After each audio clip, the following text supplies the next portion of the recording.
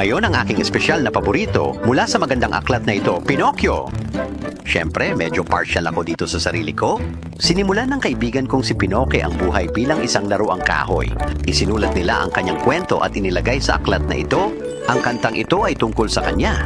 Pakimute po ito, mahal na profesor, kung maaari po.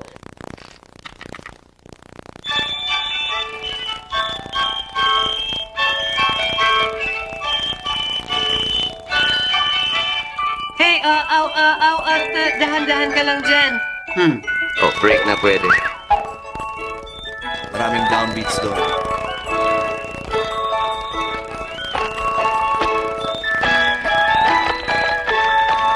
Maliit na ulong kahoy, gampanan mo ang iyong bahagi. Magdala ng kaunting kagalakan sa bawat puso. Little do you know, pero totoo naman, na sobrang proud ako sa'yo. Maliit na kahoy na paa at higit sa lahat, isang maliit na upuang gawa sa kahoy kung sakaling mahulog ka. Oh, gaano kaganda! Ang aking maliit na kahoy na ulo.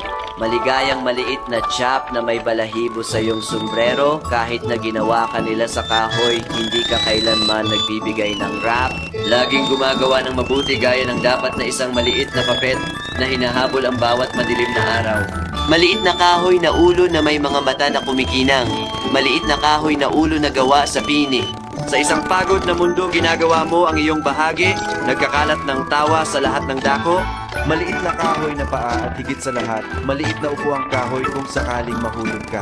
Huwag na huwag mong hayaang tumulo ang isang luha, aking munting kahoy na ulo.